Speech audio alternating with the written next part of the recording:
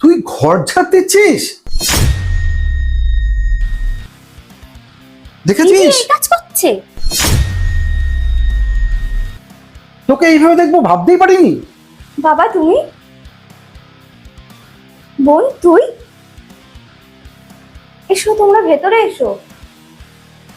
ঘরে যখন ছিলি তখন তোকে রাজরানীর মতো রাখতাম, আজকে তুই বাড়ির কাজের লোক। এটা আমাকে দেখতে হচ্ছে, আমি তোর বাবা। তুই ভেবে দেখ, ওই বাড়িতে তোকে এক গ্লাস জল গড়িয়ে খেতে হয়নি। একটা কোনো জলের গ্লাস থেকে বড় কথা তাই তো। কাজ পর্যন্ত করতিস না, আর আজকে এখানে সব কাজ করছিস। দেখ দেখ দেখ, বাবা তুমি আমাকে এরম ঘরে বিয়ে দিও না, কারণ আমি কিন্তু কোনো কাজ করতে পারবো না। কি বলছিস তুই? এইভাবে আমি দেখবো তোকে আমি আশা করতে পারিনি, সত্যি আশা করতে পারিনি। বাবা আমি তো এইবারই স্ত্রী, এটা তো আমার কর্তব্য।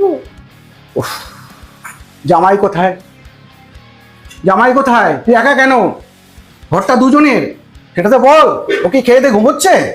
বাবা আসতে বলো, আসলে ও খুব টায়ার্ড তো, ও ঘুমাচ্ছে। তো দুজনকেই কাজ করতে হবে। তোর সুখের জন্য আমি তোকে কি না দিয়েছি, সাজিয়ে দিয়েছি, আর আজকে তোকে এইভাবে দেখতে হবে? বাবা আস্তে আস্তে, ও শুনতে পাবে। কেন আমি একটাও মিথ্যা কথা বলছি? তোর মাকে গিয়ে আমি কি বলবো যে তোমার মেয়ে ওখানে কাজের লোক হয়ে বসে আছে? বাবা তো কি হয়েছে, আমি তো এই বাড়ির বউ নাকি? আর তাছাড়া বাড়িতে তো মা ছিল, কাজের লোক ছিল, তাই আমাকে কাজ করতে হয়নি। আর এখানে তো কেউ নেই, আর এটা তো আমার দায়িত্ব। তুই আমাকে সামাল দিচ্ছিস? হ্যাঁ, তুই আমার মেয়ে, তোকে আমি যেভাবে দেখতে চেয়েছিলাম সেইভাবে দেখতে পাচ্ছি না, ওই জন্য আশ্চর্য হচ্ছি। এত সাজিয়ে দিলাম তোর সুখের জন্য, আর তুই এই বাড়িতে কাজের লোক হয়ে আছিস, ঘর ঝাড় দিচ্ছিস, বাসন মাজছিস। তা কাজের লোকের থেকে কম কি?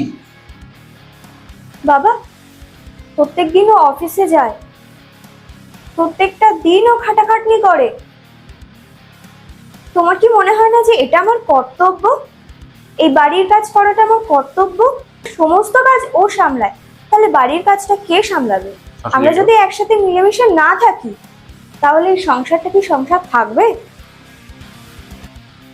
আর এমনিও স্বামী স্ত্রীর কর্তব্য সংসারের দায়িত্ব নেওয়া।